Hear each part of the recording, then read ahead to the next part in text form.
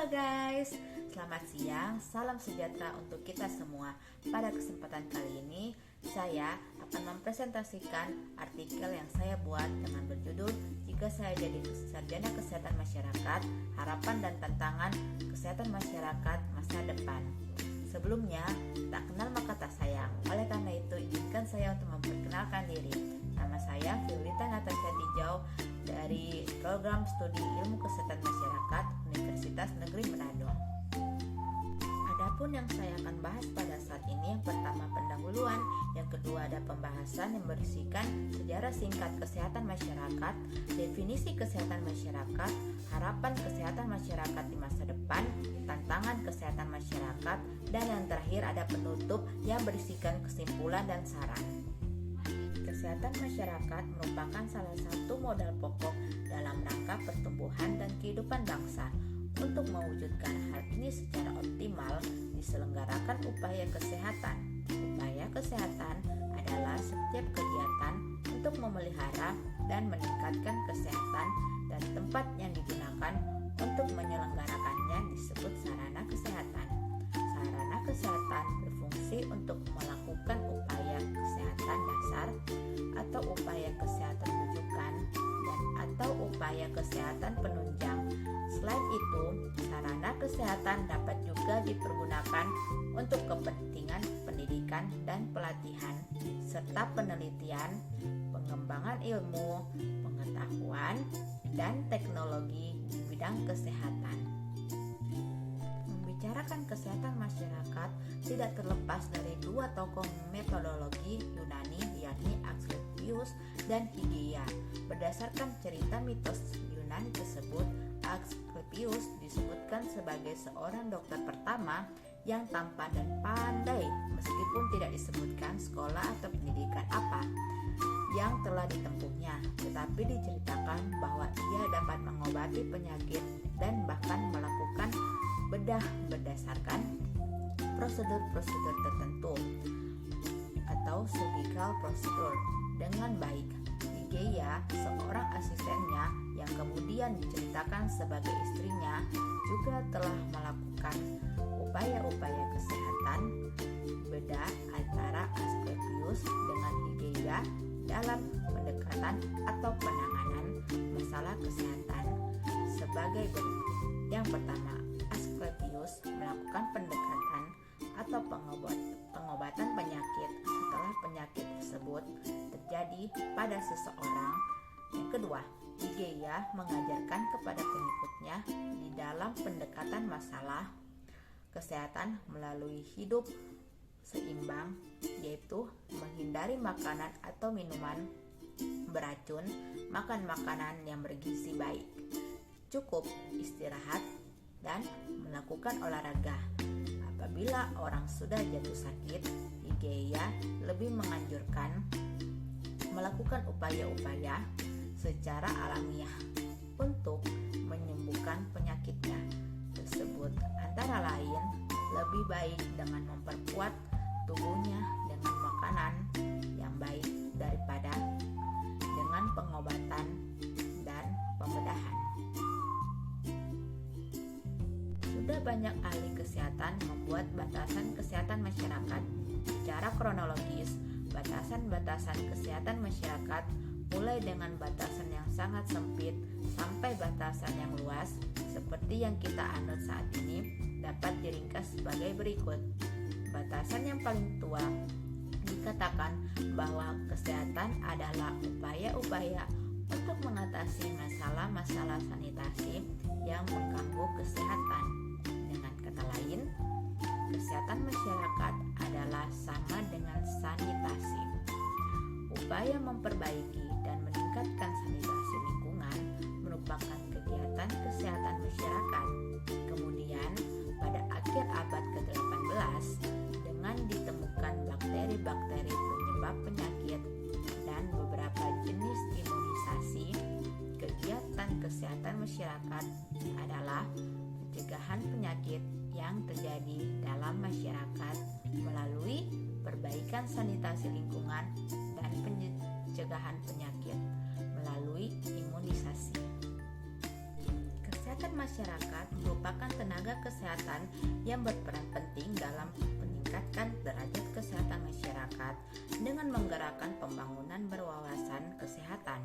Hal ini didasarkan atas kewajiban utama tenaga kesehatan masyarakat bersama dengan tenaga kesehatan lainnya adalah untuk mengupayakan masyarakat agar hidup sehat dan sejahtera, baik dari segi fisik, mental, sosial, dan ekonomi. Oleh karena itu, tenaga kesehatan masyarakat diharapkan dapat menjadi ahli-ahli kesehatan masyarakat yang berkontribusi untuk masyarakat di Indonesia secara khusus dan masyarakat di dunia secara umum.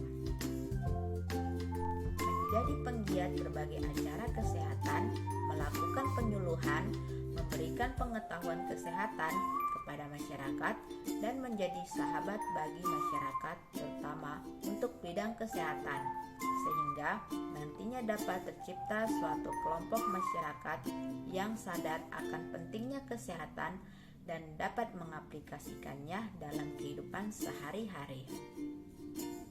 Tenaga kesehatan masyarakat diharapkan besar pada peran aktif kompetensi tenaga kesehatan masyarakat dalam menyehatkan masyarakat. Saya yakin dengan kemampuan tenaga kesehatan masyarakat dalam mengidentifikasi faktor risiko kesehatan, mencegah dan melindungi masyarakat dari masalah kesehatan, mengedukasi masyarakat, serta mengembangkan kebijakan berbasis bukti menjadi peluang yang besar untuk memajukan pembangunan kesehatan di Indonesia dengan mendukung program Indonesia Sehat yang sedang dijalankan. Revolusi Industri 4.0 merupakan era di mana teknologi mengalami kemajuan yang sangat pesat, terbukti dengan adanya internet yang memudahkan kehidupan manusia. Revolusi Industri 4.0 tidak hanya berdampak pada sektor teknologi, tetapi juga berdampak pada sektor kesehatan. Misalnya, muncul e-health yang salah satunya berfokus pada bidang pelayanan kesehatan berbasis teknologi. WHO punya definisi tentang e-health yaitu the cost effective and secure use. Jadi, kalau pakai teknologi menjadi lebih ribet atau tidak aman, namanya itu bukan teknologi. Teknologi yang dipakai adalah ECD, salah satunya mengenai healthcare. Selain itu juga ada beberapa tantangan yang harus dihadapi oleh tenaga kesehatan masyarakat di era revolusi industri 4.0. Salah satunya adalah bagaimana cara untuk menangani biohealth determinant. Public health challenge di masa ini atau revolusi industri led. Yang pertama, bagaimana kita bisa menangani biohealth determinant, artinya harus ada sarjana kesehatan masyarakat yang kerja di pasar karena penularan penyakit yang pertama ada di situ. Harus ada yang berurusan dengan peternak karena zoonosis ada di situ.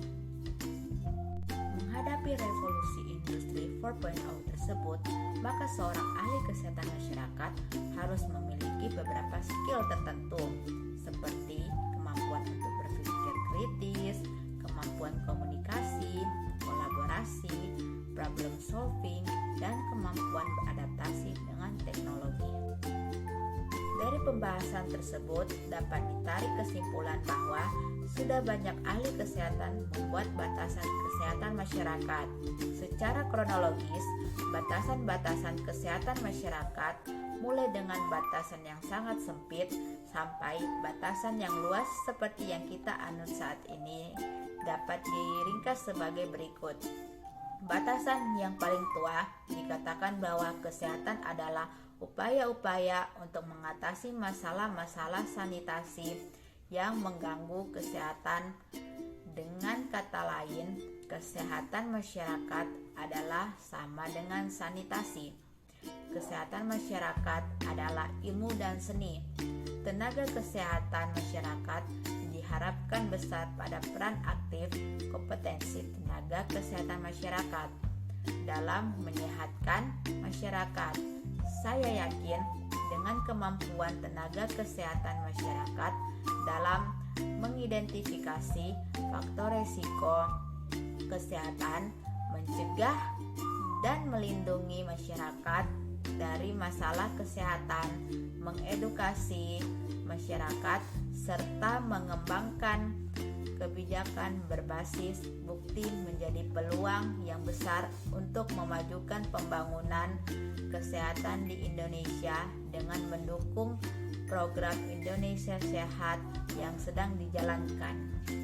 Semua sektor di masyarakat harus bersatu agar negara bisa maju, sehingga tantangan-tantangan revolusi industri ke depannya dapat dihadapi dengan baik.